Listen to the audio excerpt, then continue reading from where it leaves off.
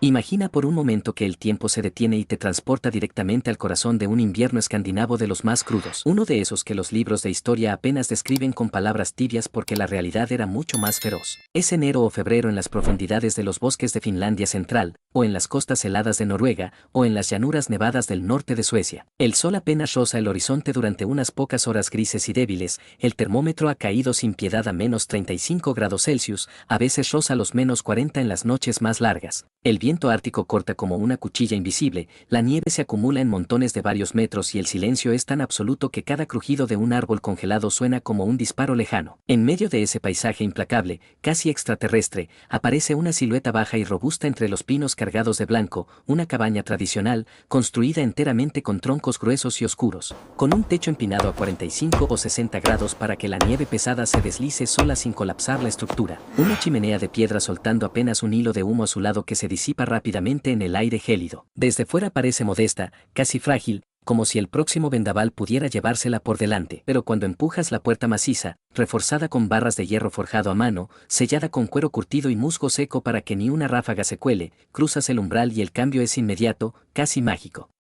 El calor te envuelve como una manta invisible pero profunda, no es un calor seco y eléctrico que te reseca la garganta, ni un soplo forzado que te quema la cara, es un calor denso, vivo, reconfortante que penetra hasta los huesos y te hace soltar un suspiro involuntario de alivio. El aire dentro huele a leña de pino resinosa quemándose lentamente, a pan de centeno recién horneado en el hogar adjunto, a lana de oveja húmeda secándose en los tendederos cerca del fuego, a musgo fresco que aún conserva un leve aroma terroso, a madera vieja calentada durante horas y horas. La luz ámbar y danzante de las llamas ilumina las paredes irregulares de troncos, proyecta sombra suave sobre los bancos corridos tallados a mano que recorren toda la habitación, sobre la mesa larga donde la familia come, reza y cuenta historias, sobre las pieles de reno o de oso extendidas como alfombras gruesas en el suelo de tablones anchos y desgastados por generaciones.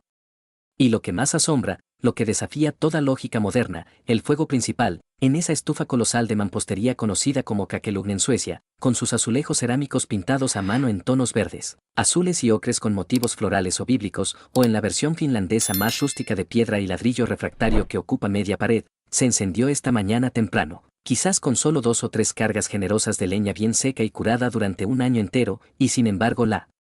casa sigue manteniendo una temperatura estable entre 18 y 21 grados Celsius, perfecta para caminar descalzo sobre el suelo tibio, para sentarse en mangas de camisa junto a la mesa, para dormir profundamente bajo mantas pesadas de lana sin temblar ni una sola vez durante la noche más larga del año. ¿Cómo lo conseguían? Como esas gentes, armadas solo con hachas, sierras manuales, azuelas y un conocimiento transmitido de padres a hijos durante siglos, lograban crear refugios que vencían al frío polar de una manera que muchas casas de hoy, con calderas de condensación de alta eficiencia, bombas de calor inverter con COP de 4 o más, aislamiento de poliuretano proyectado de 20 o 25 centímetros, triple o cuádruple acristalamiento con gas argón, sistemas de ventilación mecánica con recuperación de calor del 90%. Termostatos inteligentes y paneles solares no logran ni remotamente cuando llega una ola de frío extremo y el viento aúlla como si quisiera arrancar las ventanas. La respuesta no está en la tecnología cara ni en la nostalgia romántica, está en una comprensión intuitiva pero precisa de las leyes de la física, cómo se mueve el calor, cómo se almacena, cómo se pierde, cómo interactúan los materiales con el frío y la humedad. Vamos a desentrañarlo todo con calma, capa por capa, detalle por detalle, principio por principio, porque entender esto no solo explica por qué aquellas cabañas eran verdaderas máquinas de supervivencia invernal, te da las herramientas mentales y prácticas para repensar cómo debería ser una casa hoy si de verdad quieres que te proteja, te abrace y te haga sentir en casa cuando el invierno decida mostrar los dientes. Empecemos por el fundamento más poderoso y olvidado, la masa térmica, esa capacidad de los materiales pesados y densos para absorber grandes cantidades de energía térmica y liberarla lentamente durante muchas horas. En aquellas cabañas los troncos no eran meros elementos decorativos ni listones delgados como los que ves en muchas construcciones rústicas modernas, eran auténticos gigantes de la naturaleza, pinos rojos, abetos o pinos silvestres centenarios, con diámetros de 30 a 50 centímetros o incluso más en las piezas base, cortados en invierno cuando la savia está baja para que la madera fuera más dura y resistente a la putrefacción. Cada pared era literalmente toneladas de madera sólida apilada horizontalmente con técnicas maestras como el lafting noruego, esa unión en esquina con muescas cóncavas o trapezoidales que encajaban con una precisión asombrosa, comprimían las fibras naturales de la madera y reducían al mínimo las juntas expuestas al viento. Dentro de la casa, el corazón latente era la estufa de mampostería, no una simple chimenea abierta que desperdicia el 70 a 80% del calor por la garganta arriba, sino una estructura masiva de piedra granítica, ladrillo refractario de alta densidad, arcilla cocida y, en el caso sueco, azulejos cerámicos vidriados que actuaban como superficie radiante adicional. Cuando encendías el fuego, intenso pero breve, con leña cortada en trozos uniformes y seca al punto justo para arder limpia y caliente, las llamas lamían canales internos serpenteantes que recorrían 8, 10 o incluso 12 metros de longitud dentro de la estufa, transfiriendo calor a toda esa masa durante horas. Una vez apagadas las llamas, la piedra y el ladrillo seguían irradiando calor constante, primero por radiación directa que calentaba cuerpos y objetos, luego por convección suave del aire que rozaba las superficies calientes, y por último por conducción lenta a través del suelo y las paredes adyacentes. Podías tener la casa tibia y habitable hasta bien entrada la madrugada siguiente, incluso 18 o 24 horas después del último fuego, sin necesidad de levantarte a medianoche para avivar las brasas. En una casa moderna típica, con estructura de madera ligera de 2x4 o 2x6, placas de yeso cartón de 12 milímetros, aislamiento fibroso o espumado de baja densidad, la inercia térmica es mínima. El sistema de calefacción calienta el aire rápidamente, pero en cuanto paras la caldera, bajas el termostato o hay un corte de luz, ese aire se enfría en cuestión de 30 a 60 minutos porque no hay nada pesado que retenga el calor. En un apagón de solo unas horas durante una noche de menos 25 grados, la temperatura interior puede caer 8, 10 o más grados. En una cabaña antigua bien hecha, apenas notarías la diferencia al amanecer, y podrías encender un fuego pequeño para recuperar el confort sin pánico. Pero la masa térmica por sí sola no habría sido suficiente sin la segunda gran virtud, una hermeticidad artesanal obsesiva combinada con una ventilación natural inteligente y pasiva. Los constructores escandinavos no tenían cintas adhesivas de butilo ni membranas Tifec de alta tecnología, en cambio, tallaban cada tronco con hacha y azuela hasta que las uniones se encajaban como piezas de un rompecabezas perfecto, y luego sellaban cualquier resquicio mínimo con musgo sphagnum recolectado fresco en los pantanos, un material genial que no solo tapa, sino que es naturalmente antibacteriano, repele insectos, absorbe y regula la humedad, y se expande ligeramente al secarse para mantener el sello.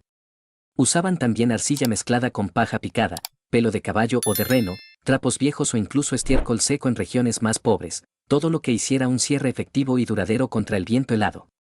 El resultado era un envolvente del edificio con infiltraciones de aire mínimas, a menudo más baja que muchas casas pasivas modernas que fallan en las pruebas de blower door porque la construcción rápida sacrifica precisión.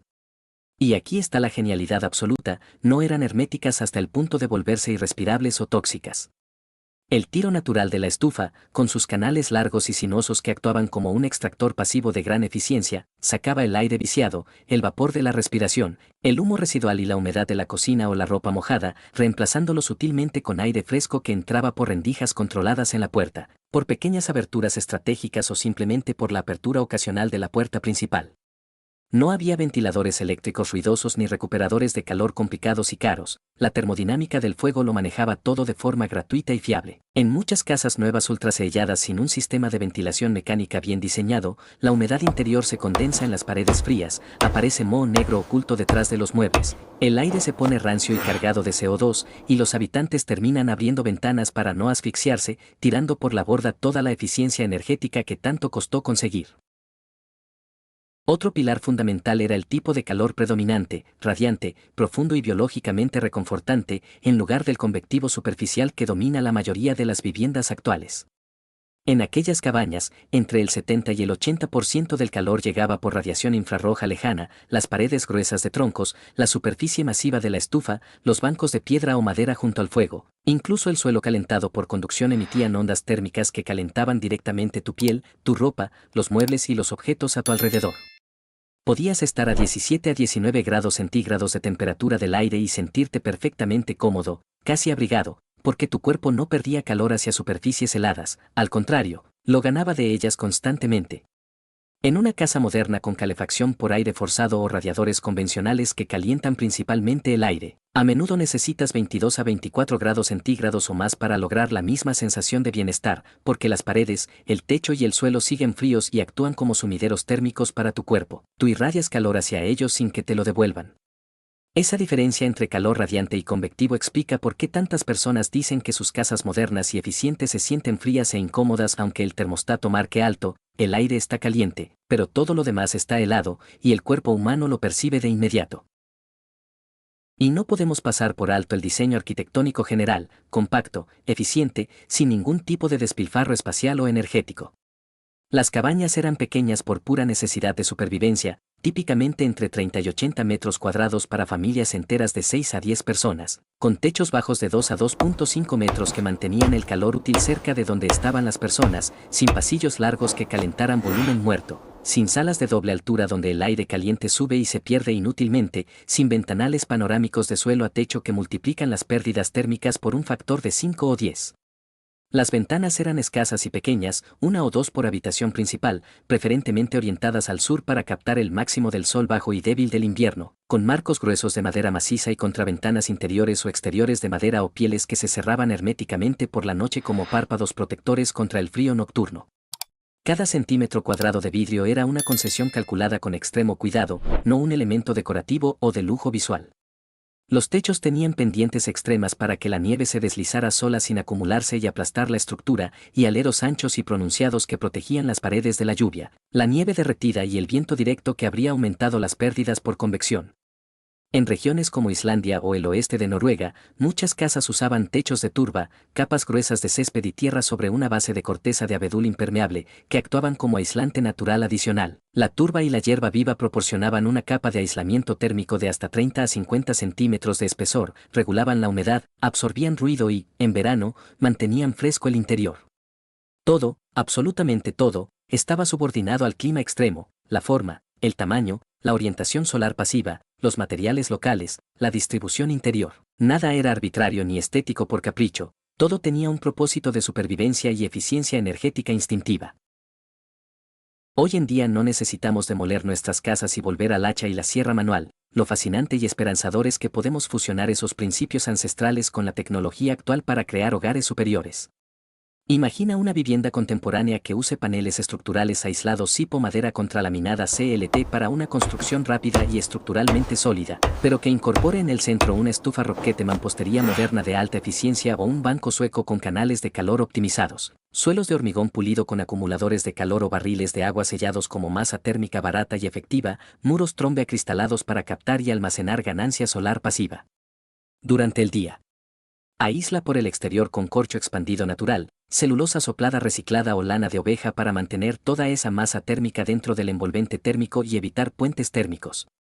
Instala ventanas de triple o cuádruple acristalamiento con bajo emisivo y marcos de madera, aluminio o PVC de alta calidad, pero en proporciones razonables y con persianas automáticas, contraventanas térmicas o incluso cortinas pesadas para la noche. Incorpora ventilación mecánica controlada con recuperador de calor de placa o entálpico de eficiencia superior al 85 a 90% para tener aire fresco constante sin perder temperatura. Diseña casas compactas de una o dos plantas, orientadas al sur con voladizos calculados para maximizar el sol en invierno y sombrear en verano. El resultado final, un hogar que consume entre un 70 y un 90% menos energía que una casa convencional, que se mantiene cálido y confortable con muy poco, una estufa de leña ocasional para los días más duros, una bomba de calor aerotérmica pequeña o incluso solo ganancia solar pasiva en días soleados, y que sobre todo se siente vivo, acogedor, humano, con esa calidez profunda que abraza el cuerpo y el espíritu, no ese confort artificial, seco y algo impersonal de muchas viviendas modernas. Ramir, si estás en Altwick o en cualquier rincón donde los inviernos pueden ser húmedos, fríos y traicioneros, si estás planeando construir tu casa ideal, reformar la que tienes para que resista mejor, o simplemente sueñas con un hogar que te haga sentir protegido cuando el viento aúlla afuera, haz esto ahora mismo. Baja hasta los comentarios y cuéntame con tus palabras cuál de estos principios te ha golpeado más fuerte en el pecho, la masa térmica que convierte la casa en una batería viva de calor, el calor radiante que calienta el alma además del cuerpo, la hermeticidad artesanal inteligente que evita corrientes sin asfixiar, las casas pequeñas y compactas que concentran el confort, las ventanas mínimas pero estratégicas que no regalan calor al exterior, los techos de turba o las estufas Kakelung que guardan calor como tesoros, o la filosofía general de diseñar todo pensando en el clima en vez de en las tendencias de Instagram. Dime cuál te voló la cabeza y por qué te resuena tanto. Y si quieres que profundicemos en uno solo de ellos, por ejemplo, Quiero un video entero sobre cómo instalar una estufa de mampostería moderna en casa o explícame paso a paso cómo añadir masa térmica sin tener que derribar mi vivienda actual o háblame más de los techos de turba y si se pueden adaptar hoy, solo dilo claramente en los comentarios. Dale like si este viaje largo, honesto, sin relleno y lleno de detalles reales te está gustando de verdad y te hace pensar diferente sobre cómo vivimos en invierno. Suscríbete y activa la campanita para no perderte cuando sigamos desmontando mitos, revelando verdades físicas y construyendo, episodio a episodio, el conocimiento para crear hogares que resistan cualquier frío y te hagan sentir en paz. Comparte este video con alguien que viva en una casa que se enfría demasiado rápido, que gaste fortunas en calefacción sin sentirse cómodo, o que simplemente ama las historias de cómo nuestros antepasados vencían al invierno con ingenio puro. Gracias infinitas por haber llegado hasta aquí conmigo, Ramir, ha sido un placer acompañarte en este recorrido profundo. Nos vemos muy pronto en el siguiente capítulo, donde seguiremos ladrillo a ladrillo, principio a principio, construyendo el refugio perfecto contra el frío. Hasta entonces, mantente cálido, sueña grande, y recuerda, la mejor calefacción no siempre es la más cara, a veces es la más inteligente. Te espero en los comentarios. Hasta muy pronto.